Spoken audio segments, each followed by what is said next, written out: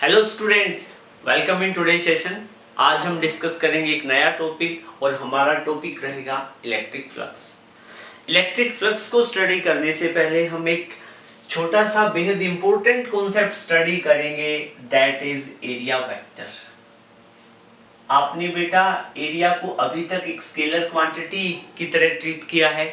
मैं आपसे पूछता हूँ कि रेक्टेंगल का एरिया कितना होगा, तो आप कहते हो sir length into breadth, circle का पाई आर स्क्वायर और स्क्वायर का साइड का स्क्वायर। तो इस केस में हम कभी भी डायरेक्शन की बात नहीं करते हैं, बट कई बार कई सिचुएशन ऐसी आती है वहां पे हमें एरिया को एज ए वेक्टर क्वांटिटी भी ट्रीट करना पड़ता है। हम एक ऐसी सिचुएशन को देखेंगे जहां पे एरिया को जब area as a vector quantity treat करेगा तभी हमारा पर्पस फुलफिल होगा।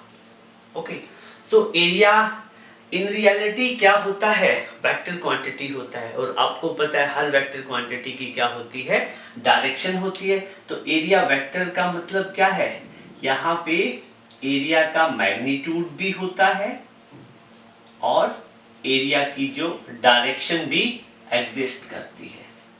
जब दोनों चीज एग्जिस्ट करेगी तभी तो क्या होगा, area as a vector quantity behave करेगा। फॉर एग्जांपल मेरे पास एस कोई एरिया है, कोई भी सरफेस एरिया की बात कर रहा हूँ।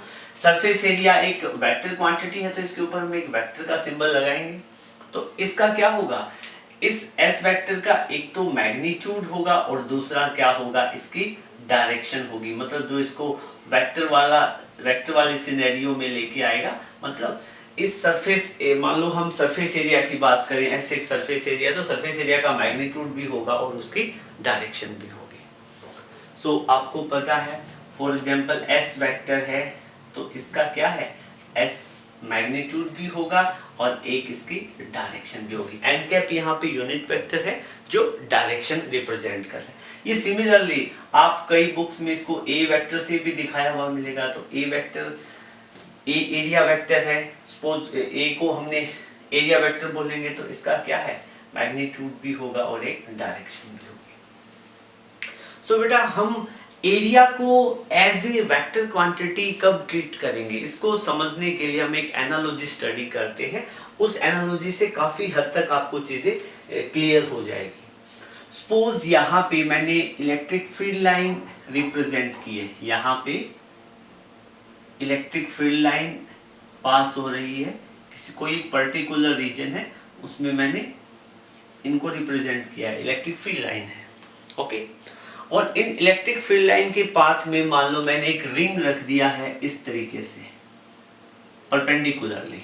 जैसे इलेक्ट्रिक फील्ड लाइन पास कर रही है इस तरीके से, इलेक्ट्रिक फील्ड लाइन ऐसे पास कर रही थी और उनके पाथ में मैंने एक रिंग प्लेस कर दिया। तो अब रिंग में से इलेक्ट्रिक फील्ड लाइन पास करेगी। ये रिंग मैंने ऐसे रखा हुआ है perpendicular to the plane of board.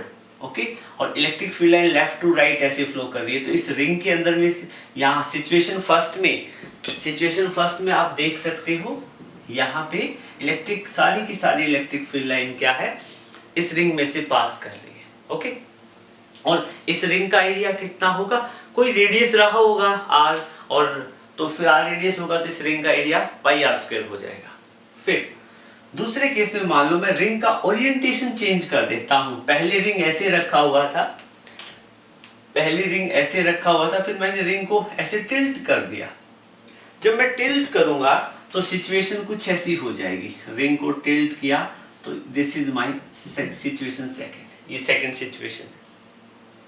फिर मैं रिंग को और ज्यादा टिल्ट करके, मतलब क्या है, रिंग को पहले ऐसे रखा हुआ था, ठीक है, फर्स्ट केस में इसमें से इलेक्ट्रिक फील्ड लाइन पास कर रही थी। सेकंड केस में मैंने रिंग को ऐसे टिल्ट कर दिया, ओरिएंटेशन चेंज कर दी रिंग की। और थर्ड केस में और ज्यादा ओरिएंटेशन चेंज कर दी और रिंग को कैसे प्लेस कर दिया, parallel to the direction of electric field line, ऐसे प्लेस कर दिया। तो थर्ड सिचुएशन में ऐसे ड्रॉ कर सकता हूँ, इलेक्ट्रिक फील्ड लाइन आगे भी है तो मैंने रिंग को कैसे प्लेस कर दिया, ऐसे प्लेस कर दिया। This is situation third. इन तीनों सिचुएशन में क्या डिफरेंस रहा, अब मैं इसको एक एनालॉजी के थ्रू हम समझ रहे थे। Electric field line left to right flow कर रही थी। जब रिंग हमने बोर्ड के परपेंडिकुलर रखा हुआ था तो उस केस में सारी की सारी इलेक्ट्रिक फील्ड लाइन इस रिंग में से पास कर रही थी। जब हमने इसका ओरिएंटेशन चेंज किया तो कुछ इलेक्ट्रिक फील्ड लाइन इसके अंदर से पास कर रही है, कुछ ऊपर से पास कर रही है, कुछ नीचे से पास कर रही है, और फिर हमने इस रिंग का और ओरिएंटेशन चेंज कर देते हैं। ओके, सो उस केस में क्या है, इलेक्ट्रिक फील्ड लाइन इसके ऊपर से पास कर रही है, नीचे से पास कर रही है, रिंग के अंदर वाले एरिया में से, अंदर का जो पाई आर स्क्वायर एरिया है उसमें से कोई भी इलेक्ट्रिक फील्ड लाइन पास नहीं कर रही है। सो बेटा बात यहाँ पे सिंपल सी है। अब एक बात बताओ, जब रिंग को हमने ऐसे रखा हुआ था, इसका पाई आर स्क्वायर एरिया ऐसे था, ये पाई आर स्क्वायर एरिया था, जब रिंग को हम ओरिएंट करेंगे, चेंज करेंगे, तो इसका रिंग के साथ में एसोसिएट एरिया है उसकी डायरेक्शन भी चेंज हो गया ना, एरिया का ओरिएंटेशन भी चेंज हो गया ना। You are getting my point. और नेक्स्ट केस में जब रिंग को हम ऐसे parallel to electric field line रखेंगे इस तरीके से, तो उस केस में क्या है, अगेन क्या है, रिंग का ओरिएंटेशन चेंज हो गया तो इसका एरिया का भी ओरिएंटेशन चेंज हो गया। तीनों ही केस में हमने क्या ऑब्जर्व किया, हमने ये ऑब्जर्व किया कि रिंग का ओरिएंटेशन चेंज होने से उसमें इलेक्ट्रिक फील्ड लाइन कम या ज्यादा पास कर रही है। You are getting my point. तो यहाँ पे एरिया को हम एक वेक्टर क्वांटिटी की तरह ट्रीट करेंगे, क्योंकि एरिया यहाँ पे रिंग के ओरिएंटेशन के साथ में एरिया की डायरेक्शन चेंज हो रही है। जैसे यहाँ पे इलेक्ट्रिक फील्ड लाइन रिंग को चेंज करने से, रिंग का ओरिएंटेशन चेंज करने से उसमें से इलेक्ट्रिक फील्ड लाइन कम या ज्यादा पास हो रही है, सिमिलरली इसी तरीके से इस due to this whole reason हम रिंग को क्या ट्रीट करेंगे, एक वेक्टर क्वांटिटी की तरह ट्रीट करेंगे, कि मतलब एरिया को वेक्टर क्वांटिटी की तरह ट्रीट करेंगे, एरिया का एक पर्टिकुलर डायरेक्शन होता है। So my dear student, next क्या है कि यहाँ पे हम इसको रब कर देते हैं। ये तो आपको जस्ट ये फील करवाना था कि एरिया को एज ए वेक्टर क्वांटिटी क्यों ट्रीट करते हैं, बस सिंपल सी बात है। ओरिएंटेशन पे एरिया डिपेंड करता है। तो my dear student, in physics हम जो फाइंड आउट करेंगे वो या तो 2D सरफेस को स्टडी करेंगे या 3D सरफेस को स्टडी करेंगे, ठीक है। तो आपको पता है कि जो मैंने बताया कि एरिया किसकी तरह बिहेव करेगा, एक वेक्टर क्वांटिटी की तरह। और जो हम फिजिक्स में, आप यहाँ पे लिख लो, we usually study area as vector quantity for 2D and 3D surface. 2D और 3D सरफेस के लिए हम एरिया को वेक्टर क्वांटिटी ट्रीट करेंगे, ठीक है। तो यहाँ पे अब क्या कह रहा है कि आपके पास में दो सिचुएशन बनेगी। एक तो क्या है, आपके पास में 2D सरफेस हो, या फिर कैसा है, 3D सरफेस, ठीक है। हम इनको नाम देंगे, 2D सरफेस को ओपन सरफेस भी बोलते हैं, 3D को क्या बोलते हैं, क्लोज सरफेस, ठीक है। ओपन और क्लोज सरफेस में आपको इनके एग्जांपल तो पता ही होंगे, ठीक है। इसमें जैसे आपके पास में रेक्टेंगल है, स्क्वायर है, रेक्टेंगल, स्क्वायर, सर्कल जिसकी थिकनेस कम होगी वो 2D सरफेस स्टडी करेंगे, ठीक है। और फिर और कौन सा रहेगा, हेक्सागन, पेंटागन, कई सारे होंगे। 3D सरफेस में हम क्या स्टडी करेंगे, क्यूब स्टडी करेंगे, क्यूबॉइड, स्फीयर और सिलेंडर, ठीक है। मेजरली हम इनको स्टडी करेंगे, ठीक है बेटा। तो हमें क्या है, रेक्टेंगल का हम एरिया फाइंड आउट कर रहे हैं, तो वहां हमें एरिया की डायरेक्शन भी फाइंड आउट करनी पड़ेगी। क्वेश्चन ये आता है, तो एरिया की डायरेक्शन कैसे फाइंड आउट करेंगे वो अभी मैं आपको बताऊंगा। फिर 3D सरफेस स्टडी कर रहे हैं, मान लो हम स्फीयर स्टडी कर रहे हैं, क्यूबॉइड कुछ भी, तो वहां उनका एरिया का तो फॉर्मूला हमें पता है, मैग्नीट्यूड तो निकालना था, बट उसकी डायरेक्शन फाइंड आउट करना मैं बताऊंगा कि कैसे डायरेक्शन हम फाइंड आउट करेंगे। तो आपको सिंपल सी एक बात याद रखनी है, जब भी आपको 2D सरफेस हो, ओपन सरफेस हो, रेक्टेंगल, स्क्वायर, सर्कल या हेक्सागन हो, इनका एरिया वेक्टर निकालना हो तो मैग्नीट्यूड तो आप इनके फॉर्मूले से निकाल सकते हो। डायरेक्शन की बात आएगी तो डायरेक्शन कैसे निकालोगे? डायरेक्शन निकालने के लिए इनके ऊपर आपको परपेंडिकुलर ड्रॉ कर देना है, किसी भी डायरेक्शन, मतलब आपको इनके सरफेस पे क्या ड्रॉ कर देना है? परपेंडिकुलर ड्रॉ करना है। डायरेक्शन फाइंड आउट करने के लिए क्या करोगे? Draw perpendicular to their surface. इनके सरफेस पे एक 90 डिग्री के एंगल पे एक लाइन ड्रॉ कर देनी है या परपेंडिकुलर ड्रॉ कर देना है, और वो परपेंडिकुलर ही क्या बताएगा? इनकी डायरेक्शन बताएगा। ठीक है, सिंपल सी बात करते हैं हम। एक छोटा सा एग्जांपल ले रहे हैं। भाई मेरे पास है ना, ये एक स्क्वायर है। क्या चीज है? स्क्वायर है। ठीक है, और ये स्क्वायर है तो ये 2D सरफेस है या ओपन सरफेस है? 2D सरफेस है तो इसकी पोजीशन को स्पेसिफाई करने के लिए दो एक्सिस की रिक्वायरमेंट है, तो यहाँ पे x और y एक्सिस के बीच में हमने इसको रखा हुआ है। मैं एक z एक्सिस भी बना देता हूँ। z एक्सिस क्या होती है आपको पता है? x एक्सिस यूं है, y यूं है, तो z क्या होगी? परपेंडिकुलर, ये जो x और y है इनके साथ 90 का एंगल बनाएगी। z axis, positive z axis तो बोर्ड पे क्या होगा? Perpendicular to the plane in outward direction. एक लाइन आपकी तरफ आ रही होगी, वो पॉजिटिव z एक्सिस, और जो इसकी बैकवर्ड में जाएगी वो क्या हो जाएगी? Negative z axis. वो डिस्कस कर चुके हैं ऑलरेडी। अब बात ये आती है कि ये जो आपके पास में स्क्वायर है, ठीक है, इस स्क्वायर का मैं नाम स्पेसिफाई कर देता हूं। इसको मैंने बोला कि ये स्क्वायर PQRS है। ठीक है, और आपको क्या करना है? स्क्वायर की ये वाली साइड कितनी है? A, और ये वाली साइड कितनी है? A। और आपको निकालना है इस स्क्वायर का एरिया वेक्टर। क्या निकालना है? Area vector. ठीक है, आपको निकालना है एरिया वेक्टर ऑफ स्क्वायर। ठीक है, तो स्क्वायर का एरिया वेक्टर निकालोगे, एस वेक्टर ऐसे निकलेगा। एस वेक्टर बोल दिया मैंने एरिया वेक्टर को। तो इसका एरिया निकालने के लिए, स्क्वायर का एरिया निकालने के लिए हमें क्या है? स्क्वायर का मैग्नीट्यूड चाहिए और स्क्वायर की एरिया वेक्टर की डायरेक्शन चाहिए। एरिया वेक्टर की डायरेक्शन कैसे निकालेंगे? ठीक है, तो बिल्कुल इजी है। स्क्वायर के लिए एरिया वेक्टर लिखना हो तो एरिया कितना होगा स्क्वायर का? साइड का स्क्वायर। ठीक है, तो साइड कितनी है? A, तो साइड का, साइड इंटू साइड होता है, तो A इंटू A लिख दो या A का स्क्वायर लिख दो, एक ही बात है, A स्क्वायर वैल्यू आ जाएगी।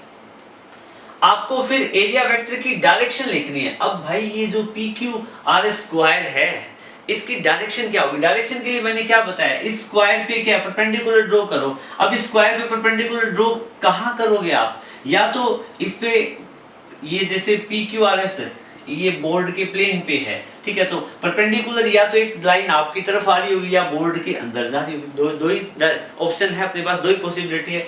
तो एक बात बताओ, एक्स एक्सिस के अलोंग कौन सा कैप होता है? आई कैप। वाई के अलोंग कौन सा कैप होता है?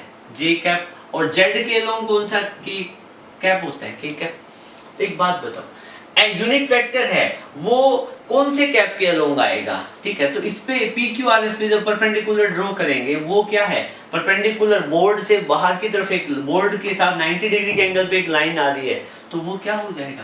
प्लस के cap. You are getting my point?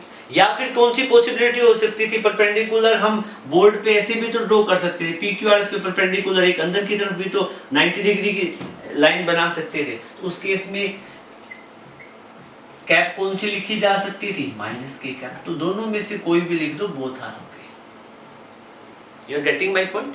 भाई जैसे मेरे पास क्या है, ये एक स्क्वायर की शेप है का सरफेस है, ठीक है, ये स्क्वायर है, ठीक है, तो एक परपेंडिकुलर तो मैं इस पे ऐसे ड्रॉ कर सकता हूँ आउटवर्ड डायरेक्शन में, दूसरे क्या एक इनवर्ड ऐसे बैकवर्ड डायरेक्शन में ऐसे भी ड्रॉ कर सकता हूँ। You are getting my point? ठीक है, सो ये एरिया वेक्टर का कॉन्सेप्ट है।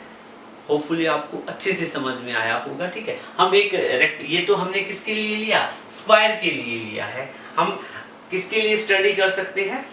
एरिया वेक्टर रेक्टेंगल के लिए स्टडी करें, एरिया वेक्टर ऑफ रेक्टेंगल। इसमें एक और चीज भी बता दूंगा मैं आपको, ठीक है, कॉन्सेप्ट, जो कोर कॉन्सेप्ट होता है क्या रहता है।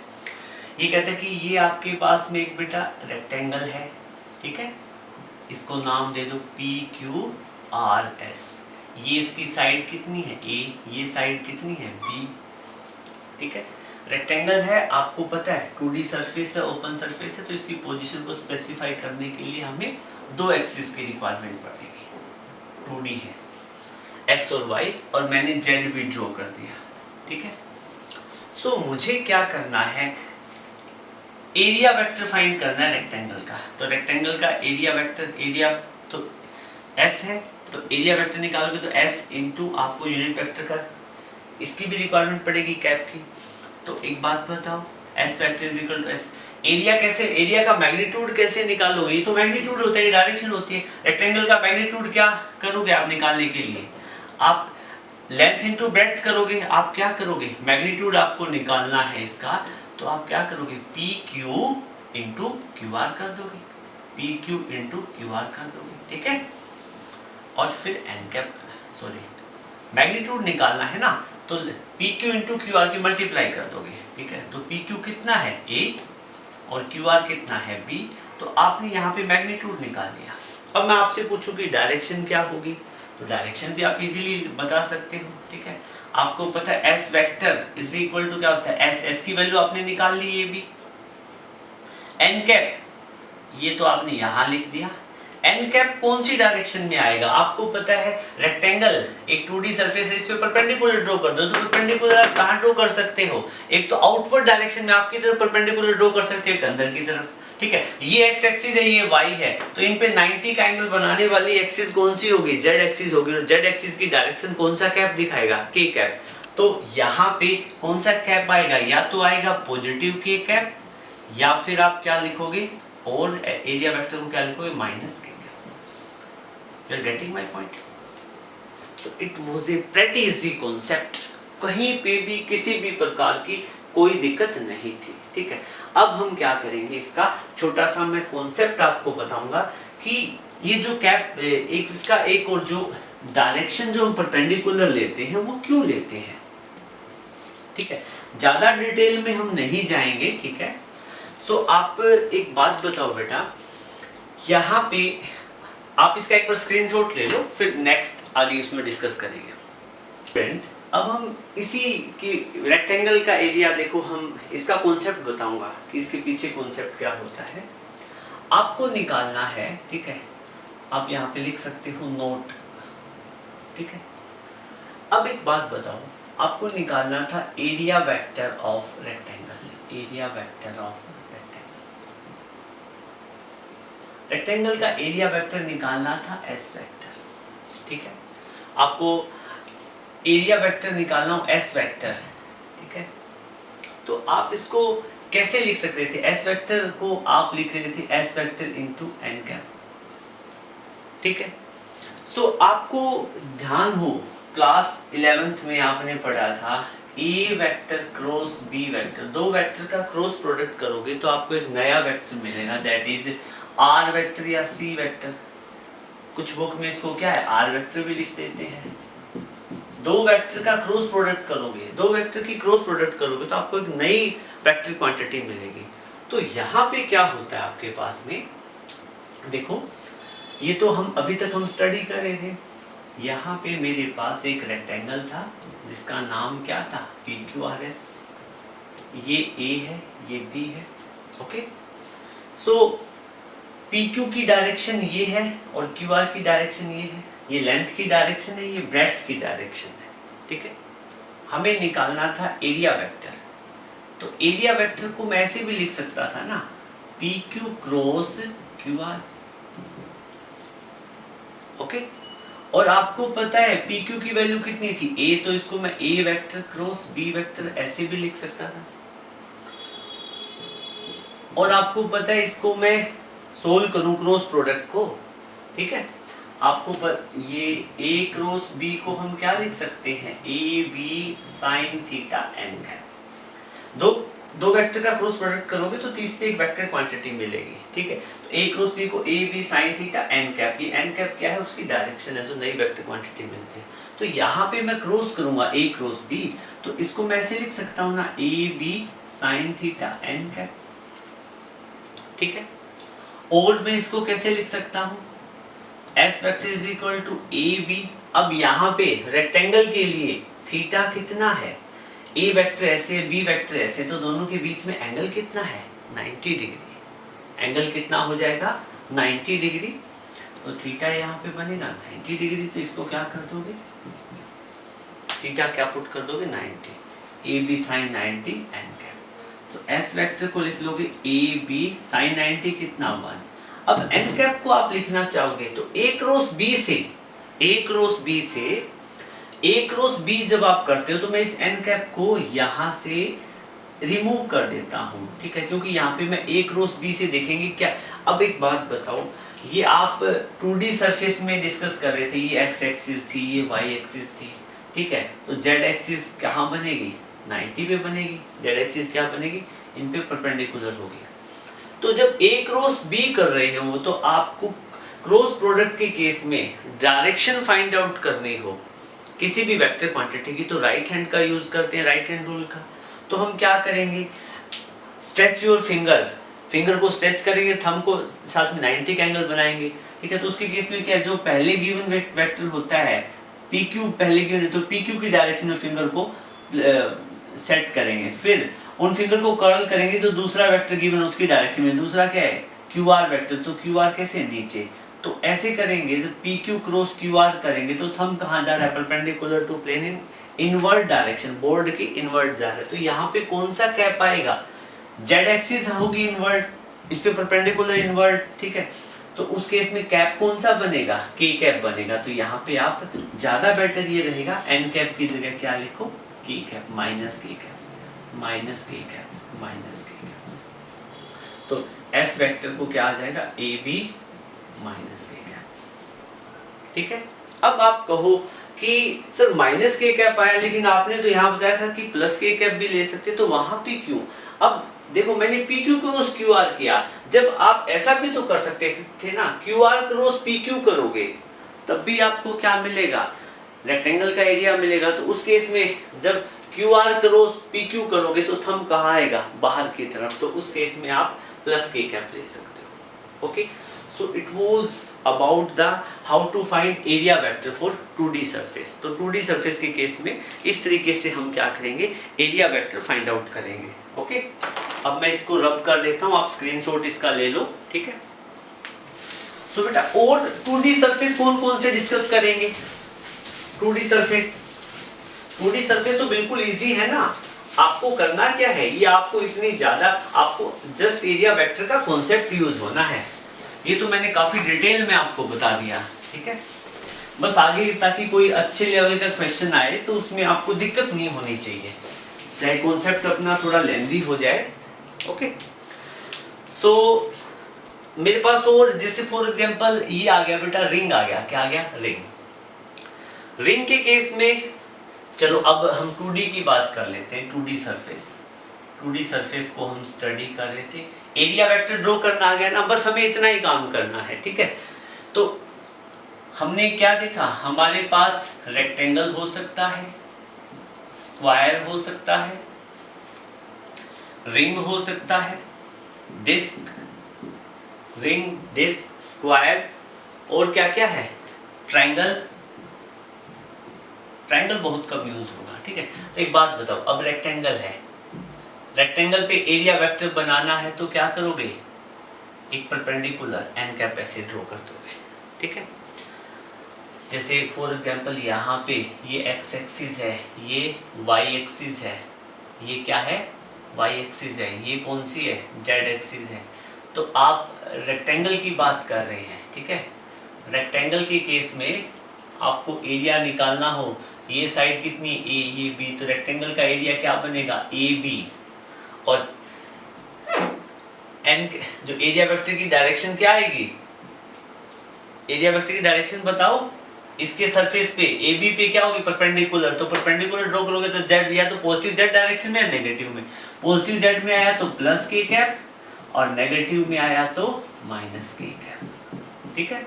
सिमिलरली आपके पास में स्क्वायर हो, क्या हो स्क्वायर हो, बस इन्हीं चीज़ों पे हमें ध्यान रखना है, ज़्यादा हमें RNA DNA नहीं छेड़ना है इन कॉन्सेप्ट का। ये एक्स एक्सिस वाई एक्सिस के बीच में क्या है, स्क्वायर है। ये भी साइड कितनी है, ए, ये भी साइड कितनी है।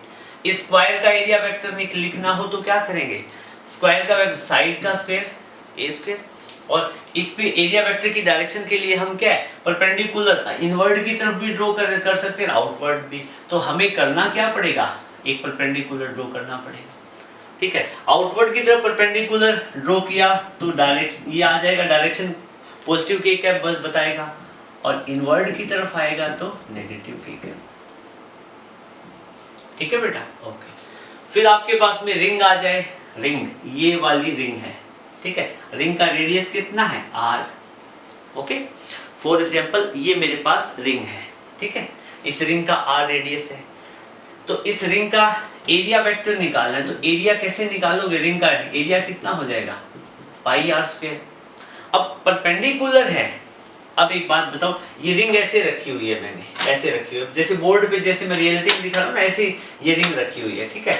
तो ये वाली एक्स एक्सिस, ये वाली वाई, तो मतलब रिंग को हमने कहाँ रखा, एक्स एक्सिस में और वाई एक्सिस में, ऐसे रखा हुआ है। तो इसमें परपेंडिकुलर हम कैसे ड्रॉ कर सकते हैं, या तो आपकी तरफ या बोर्ड के अंदर की तरफ, ठीक है। सो इस केस में लेकिन मुझे आपकी तरफ लाइन ड्रॉ मैं कर नहीं सकता ऐसे, ठीक है, क्योंकि बोर्ड 2D प्लेन है, तो एन कैप ऐसे आएगा। तो इसका एन कैप या तो क्या होगा, पॉजिटिव के कैप में एक्स वाई केस में, ठीक है, या फिर रहेगा माइनस के cap. You getting my point, ठीक है, ओके। अच्छा एक बात बताओ, मान लो मैं रिंग को बोर्ड पे ऐसे रख दूं, क्या रख दूं, ऐसे, एक अलग सिचुएशन है। तो इस पे परपेंडिकुलर क्या है, या तो अब एक बात बताओ, इस वाली एक्सिस को आप कौन सी एक्सिस बोल रहे हो, एक्स एक्सिस, ठीक है। इस वाली एक्सिस को कौन सा बोल रहे हो, वाई।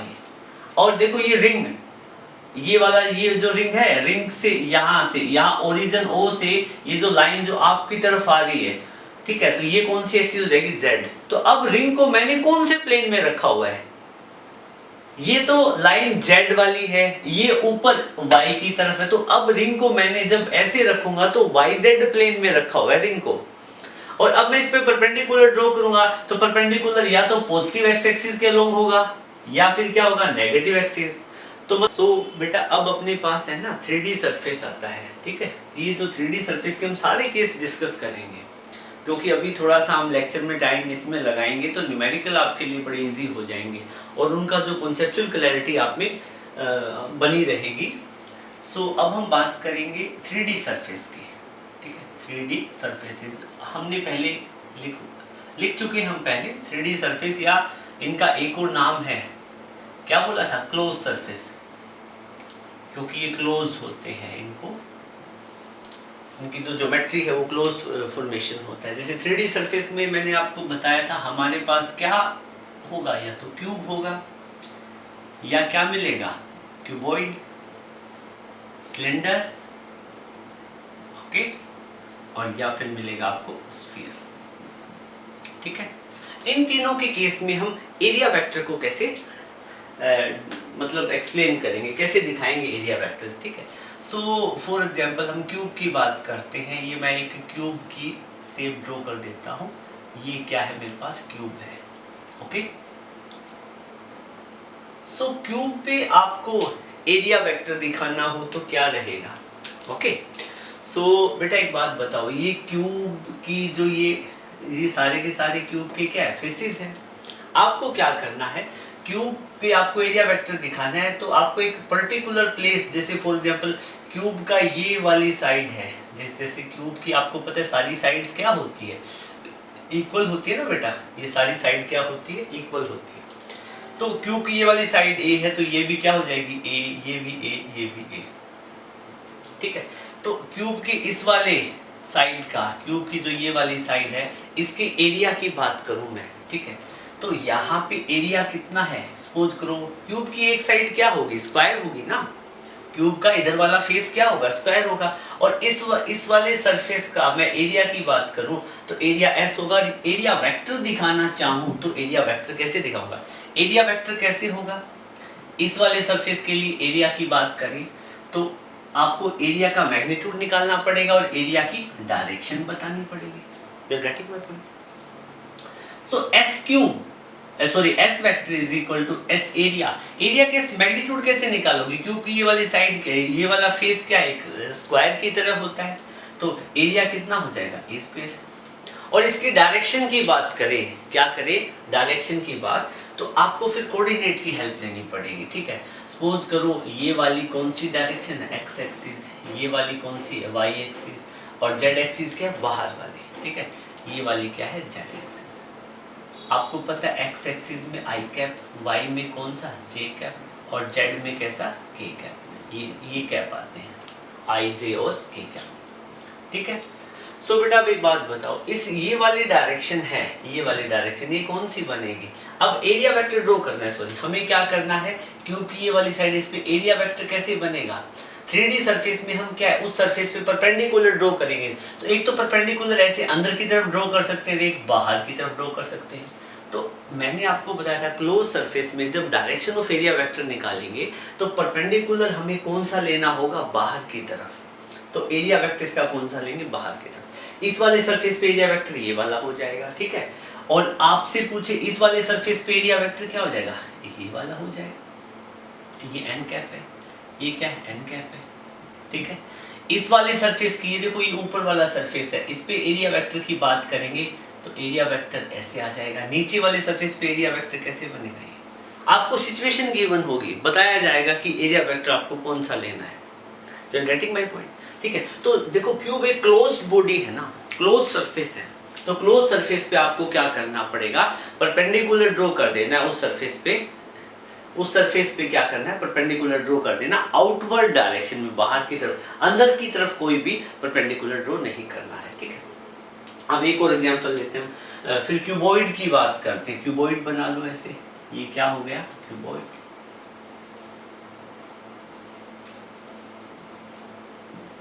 ठीक है। क्यूबॉइड का मेरे पास एक एग्जांपल भी है, ठीक है। ये जैसे फॉर एग्जांपल ये क्यूबॉइड है, ठीक है। तो इस वाले सरफेस पे एरिया वेक्टर बनाना हो तो परपेंडिकुलर ड्रॉ करना आउटवर्ड डायरेक्शन में। एक परपेंडिकुलर तो अंदर की तरफ है, तो अंदर की तरफ वाला तो लेना ही नहीं, हमें परपेंडिकुलर लेना बाहर की तरफ। तो एरिया परपेंडिकुलर बाहर की तरफ ड्रॉ करेंगे तो ये इसका एरिया वेक्टर यहाँ हो जाएगा। इस वाले सरफेस पे एरिया वेक्टर ड्रॉ करना हो तो ऐसे परपेंडिकुलर, ठीक है, ऊपर की तरफ। इस वाले सरफेस पे एरिया वेक्टर ड्रॉ करना हो इस वाले पे तो हम क्या करेंगे, एरिया वेक्टर ऐसे ड्रॉ कर देंगे। इस वाले सरफेस पे ड्रॉ करना हो तो एरिया वेक्टर इधर, और इसके पीछे वाले पे करना हो तो इस direction. You are getting my point, ठीक है। तो अब जैसे फॉर एग्जांपल इस वाले सरफेस पे एरिया वेक्टर की बात करेंगे तो ऊपर की तरफ ये 90 डिग्री पे परपेंडिकुलर होता है, ठीक है। इस वाले सरफेस पे एरिया वेक्टर की बात होगी तो एन कैप इधर, नीचे वाले पे बात होगी तो एरिया वेक्टर नीचे की तरफ बनेगा, ठीक है। इस वाली साइड, इस वाले सरफेस पे एरिया वेक्टर कहाँ जाएगा, बाहर की तरफ। बिल्कुल इजी है, कुछ भी नहीं है। एरिया वेक्टर आपको ड्रॉ करने आ जाते हैं तो इलेक्ट्रिक फ्लक्स में आप क्या है पूरा एंजॉय करोगे। इसके न्यूमेरिकल आपको बहुत आसान लगेंगे। अदरवाइज एरिया वेक्टर के फंडामेंटल वीक रहने के कारण स्टूडेंट को बहुत ज़्यादा डिफिकल्टी होती है, इसीलिए हम इस पर थोड़ा टाइम लगा रहे हैं। ओके, फिर हम सिलेंडर की बात करेंगे। सिलेंड्रिकल शेप ऐसी होती है ना बेटा, ये सिलेंड्रिकल शेप है, ये क्या चीज़ है, सिलेंड्रिकल शेप है। ओके, और ये वाले एंड सिलेंडर के क्या होते हैं, क्लोज होते हैं ना, ओपन भी हो सकते हैं, क्लोज भी। हम तो ये क्लोज वाले बना रहे हैं, ठीक है। क्लोज ओपन कोई भी लो, कोई फर्क नहीं पड़ता है, ठीक है। अब एक बात बताओ, आपको सिलेंडर पे एरिया वेक्टर ड्रॉ करना है तो आपके माइंड में क्वेश्चन आएगा ना, बोला सर कहाँ ड्रॉ करना है। मैं कहता हूँ सिलेंडर के कर्व्ड सरफेस पे। सिलेंडर का एग्जांपल क्या है, ये बोतल है, ठीक है, कई दिनों बाद दिखाई दी होगी आपको, ठीक है। सो अब ये सिलेंड्रिकल, ये सिलेंडर है, ठीक है। अब क्या है कि इस पे एरिया वेक्टर ड्रॉ करना है, यहाँ पे कर्व्ड सरफेस पे, ये इसका कर्व्ड सरफेस है तो इस पे एरिया वेक्टर क्या है, परपेंडिकुलर ड्रॉ कर दो बाहर की तरफ 90 के एंगल पे। इस सरफेस के साथ में, इस सरफेस के साथ में 90 का एंगल बनाना चाहिए। एरिया वेक्टर ऐसे भी हो सकता है, एरिया वेक्टर ऐसे भी हो सकता है, एरिया वेक्टर ऐसे भी, ठीक है। तो इसका आप एरिया वेक्टर ड्रॉ करना हो तो ऐसे ड्रॉ कर दो, ऊपर की तरफ, नीचे की तरफ। You are getting my point, ये एरिया वेक्टर है। N cap N cap N cap क्या दिखा रहा है, एरिया वेक्टर की डायरेक्शन, ठीक है। एरिया कौन सा, अब ये भी तो आपके माइंड में आना चाहिए ना।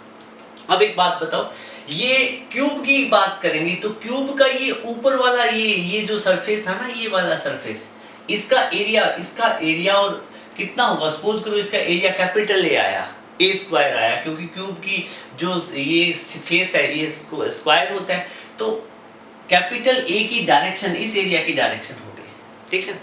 अब यहाँ पे हम बात करेंगे तो जैसे ये वाला कर्व्ड सरफेस है, सिलेंडर का क्या है, कर्व्ड सरफेस है, तो कर्व्ड सरफेस एरिया कितना है, ए आया, तो उसकी डायरेक्शन हो जाएगी N cap. You are getting my point. So अब यहाँ पे आपको एरिया वेक्टर ड्रॉ करना पड़े इस वाले पॉइंट पे, तो क्या करोगे, जैसे क्यू सिलेंडर है, सिलेंडर के इस वाले पॉइंट पे एरिया वेक्टर ड्रॉ करना पड़े तो आपको क्या है, यहाँ पे परपेंडिकुलर ड्रॉ करोगे आउटवर्ड डायरेक्शन में, इनवर्ड तो हम आपको लेना ही नहीं है, आउटवर्ड डायरेक्शन में, तो यहाँ पे एरिया वेक्टर क्या आ जाएगा, एन कैप, यहाँ पे क्या आ जाएगा, एन कैप, ठीक है। सो बहुत अच्छे से समझ में आ रहा होगा, उम्मीद कर रहा हूँ, ठीक है। हमने सारे केस स्टडी कर लिए जो आपके न्यूमेरिकल में आने वाले हैं, ठीक है।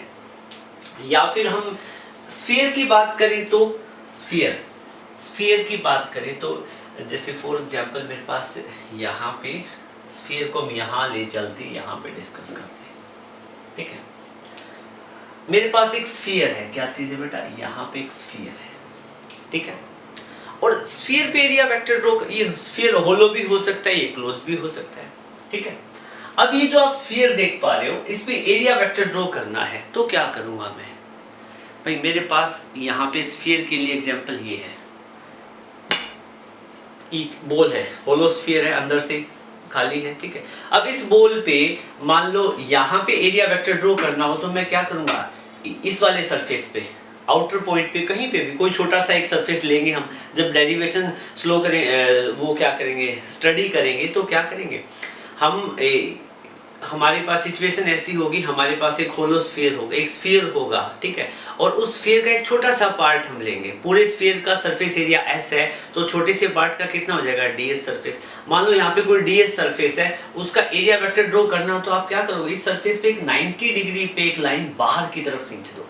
मान लो आपको यहाँ पे कोई एक पर्टिकुलर, ये पूरा स्फीयर का सरफेस एरिया कितना होता है, 4πr² होता है, आपको पता ही है। मान लो मैंने एक छोटा सा कोई सरफेस ले लिया, ये ds ले लिया, ds एक छोटा स्मॉल सरफेस एरिया है, ds क्या है, एक स्मॉल सरफेस एरिया है, और एरिया आपको पता है वेक्टर क्वांटिटी होती है, ठीक है। तो वेक्टर क्वांटिटी में मैग्नीट्यूड भी होगा, ds का मैग्नीट्यूड कितना, ds, ठीक है, और इसका एन कैप डायरेक्शन भी होगा। तो एन कैप कैसे दिखाओगे, इसका एरिया वेक्टर कहाँ होगा, तो आप क्या करोगे, स्फीयर के इस पॉइंट पे एक 90 डिग्री के एंगल पे एक लाइन बाहर की तरफ खींच दो, ठीक है। यहाँ पे कोई सरफेस है और यहाँ पे मान लो कि उसका एरिया कितना है, ds1 है, स्मॉल सरफेस एरिया है, तो इसका एरिया वेक्टर क्या होगा, यहाँ पे एक 90 के एंगल पे लाइन नीचे की तरफ खींच दो। यहाँ पे कोई surface ds2 small surface area है, और ये आपको पता है ये एरिया एक वेक्टर क्वांटिटी, जिसकी डायरेक्शन दिखाने के लिए यहाँ पे एक 90 के एंगल पे एक लाइन खींच दो, ठीक है। ये एरिया वेक्टर की जो लाइन है, ये वाली सारी कहाँ पे आएगी, स्फीयर के सेंटर पे, आपको पता है ना, ये क्योंकि सेंटर से जो ये वाली लाइन जोड़ती है, ये कितनी होती है, 90 के एंगल पे होती है। मैथ का 10th क्लास का कॉन्सेप्ट है, ठीक है, उम्मीद करता हूँ आपको पता होगा। तो my dear student, it was all about area vector in full detail. हमने वो भी पॉसिबल केसेस जो न्यूमेरिकल्स में आगे हम स्टडी करेंगे, इस पूरे लेक्चर में हम वो स्टडी कर चुके हैं, ठीक है। थोड़ा सा आपका टाइम कंज्यूम तो मैंने किया है, लेकिन न्यूमेरिकल में आपको आपके फंडामेंटल काफ़ी स्ट्रॉन्ग रहेंगे। So my dear student, it was all about today's class. Hopefully next class में हम इलेक्ट्रिक फ्लक्स डिस्कस करेंगे और जल्दी नेक्स्ट लेक्चर अपलोड कर देंगे। सो आपको वीडियो अच्छा लगा हो तो आप लाइक करना और अपने फ्रेंड सर्कल में शेयर करना। So thank you, have a good day.